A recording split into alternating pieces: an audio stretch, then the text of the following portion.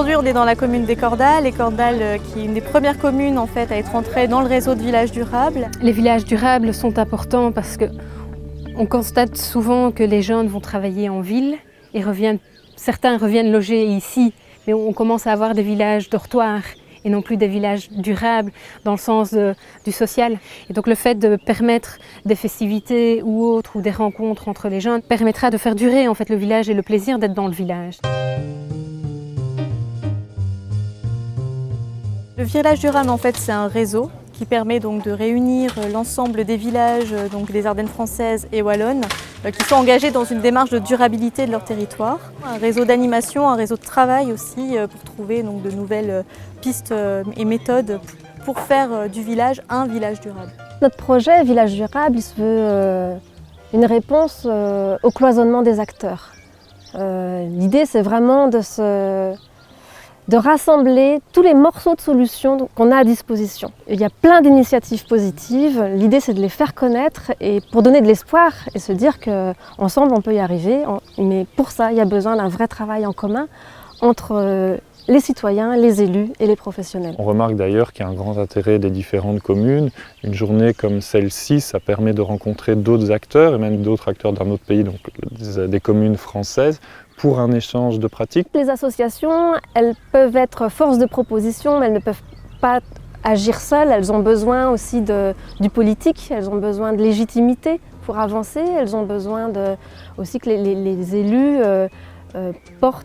jouent leur rôle de moteur de la démarche participative sur un territoire.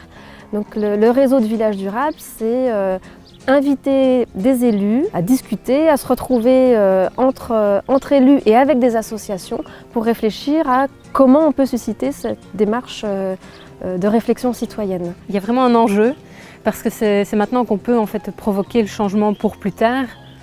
Donc on constate que les générations précédentes ont été dans une direction où on a utilisé énormément de phyto, on a été vers des constructions massives, des maisons 4 façades.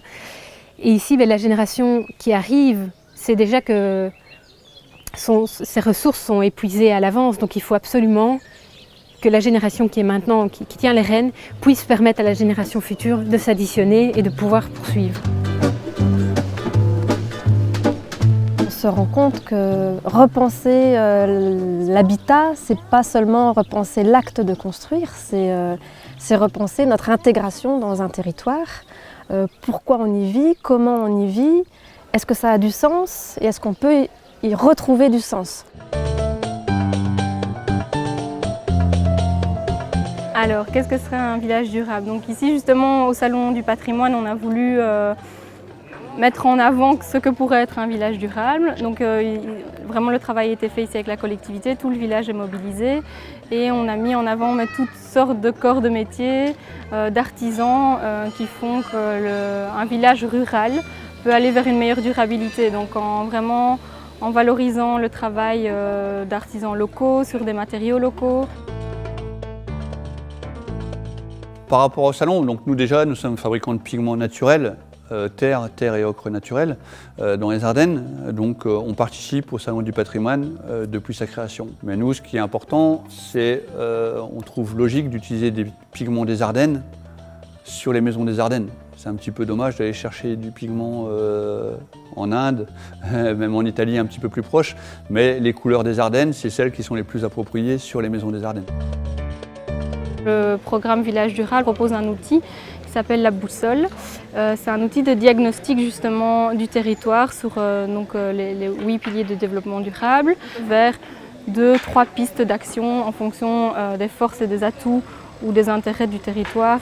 Nous faisons partie de cette dynamique de village durable parce que depuis déjà 3 ou 4 ans, à Novion-Porcien, on réfléchit à devenir un village durable, c'est-à-dire devenir un peu indépendant de l'énergie fossile, déjà à travers l'habitat et aussi et surtout développer une dynamique de village, c'est-à-dire une vie entre les habitants. Nous, on a travaillé au départ en faisant des réunions d'habitants.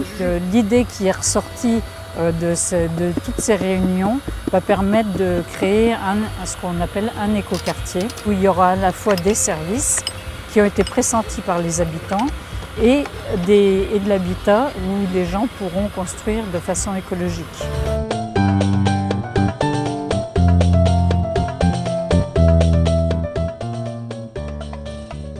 Les sociétés changent en permanence, ça prend du temps, ça se fait autrement, il y a des révolutions, il y a des périodes pas révolutionnaires. Le changement, il est en marche. Le changement passe clairement par les citoyens, par tout un chacun qui veut bouger, participer aux activités villageoises, aux mouvements citoyens comme Village Durable. On a toujours un petit peu peur des gens qui pensent différemment des autres, quoi. Et c'est vrai qu'on est obligé d'avoir une démarche nouvelle, différente. Et je ne dis pas qu'à terme, ça ne fera pas des émules, hein, mais on est quand même assez précurseurs dans le domaine. Et c'est ce qui est le plus difficile. Il y aura des pour, des contre, mais ce qui compte, c'est qu'on soit satisfait d'oser avancer.